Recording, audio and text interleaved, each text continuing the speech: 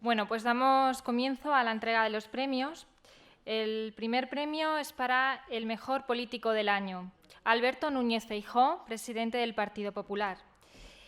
Cuenta con una gran trayectoria pública al servicio de la sociedad, capacidad para ilusionar a una ciudadanía, soporte fundamental de sus expectativas para ser presidente de España, un perfil respaldado por la confianza obtenida reiteradamente en las urnas gracias a un discurso y una gestión que avalan sobradamente su crédito político y personal. Recoge el premio Alberto Núñez Feijóo, presidente del Partido Popular.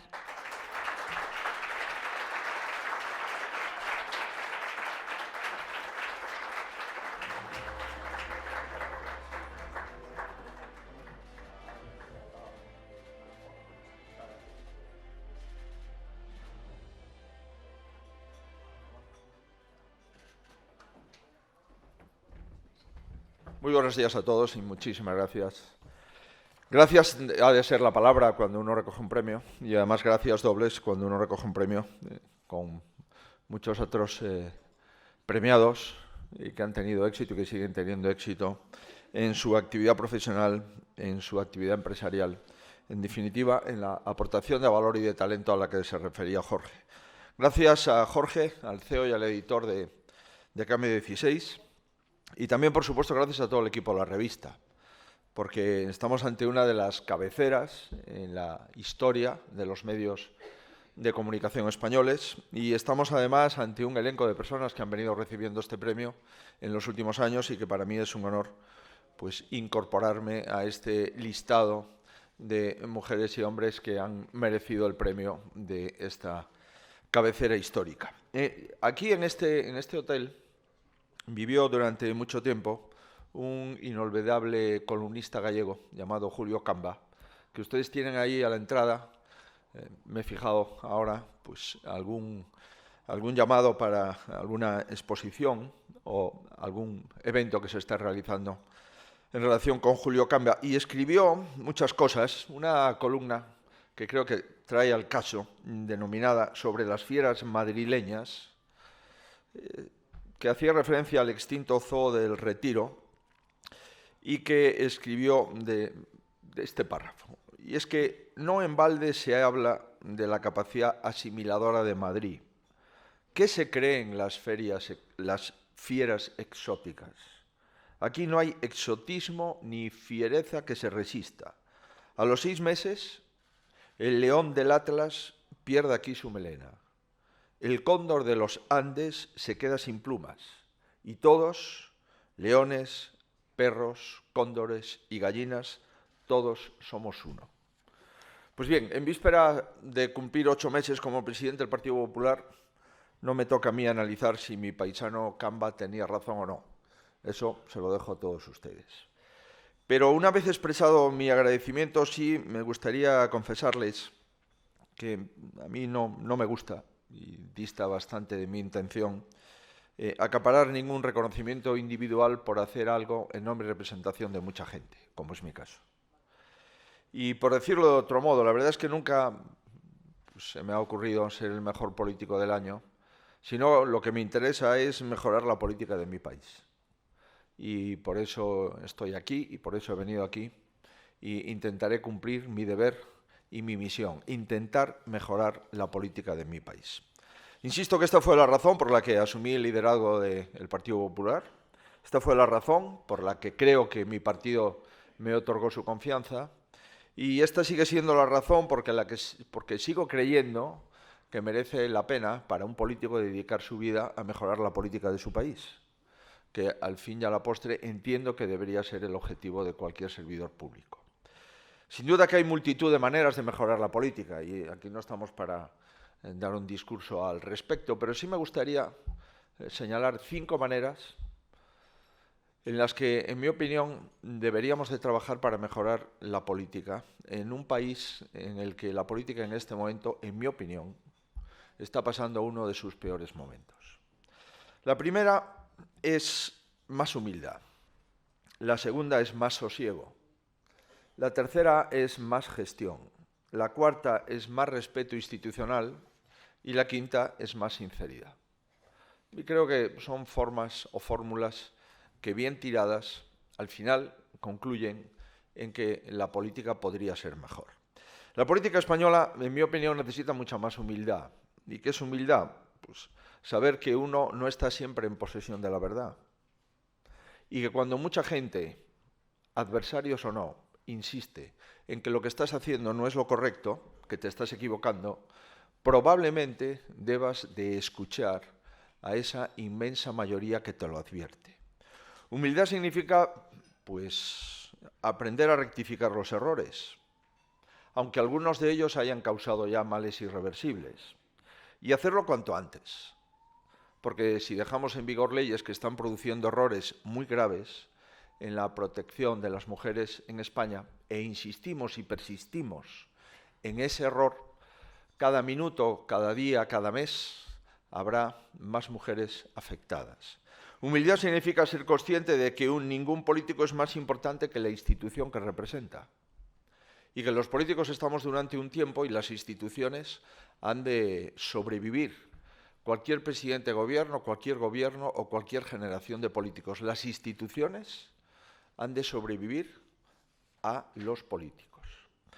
Y sin esta humildad, el siguiente paso o el efecto que produce la falta de humildad, como ustedes saben, es la vanidad.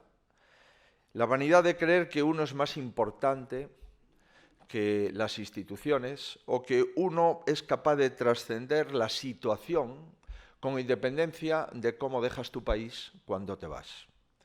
Y cuando un presidente ya piensa en los motivos que cree por los que pasará la historia, pues revela que empieza a verse más como expresidente como presidente. Y esa es toda una declaración de intenciones.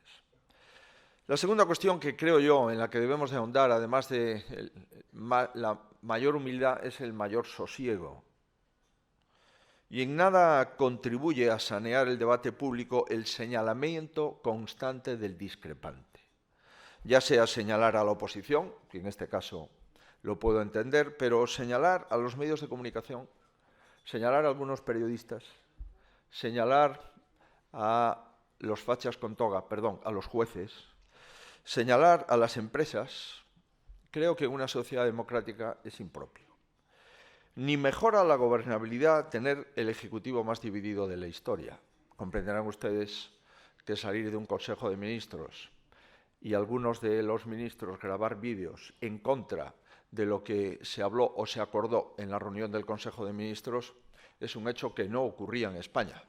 Probablemente en el país donde viene nuestro CEO podría ocurrir, pero en España te aseguro que jamás había ocurrido. Y en tercer lugar, siempre he creído que la gestión de las cosas públicas, la gestión de la resolución de los problemas, el desgaste del gobierno para evitar que se desgaste un país, en definitiva, tomar decisiones es la principal razón de la política. Resulta, en mi opinión, doloroso ver reducido a la legislación española a un conjunto de eslogan o de pancartas, que posteriormente, cuando se aplican en la vida real, producen efectos indeseables.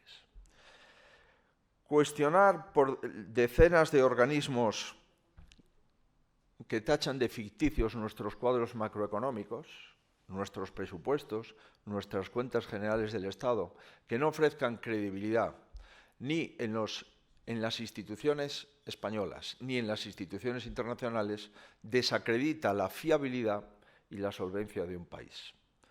Y digo que la gestión es saber legislar y reducir las penas por malversación de fondos públicos, es decir, hacer un código penal a la carta de algunos políticos que cometen delitos y que logran, porque tienen la llave del gobierno, que esos delitos desaparezcan del Código Penal, es evidentemente un signo muy preocupante de la salud democrática de nuestro país.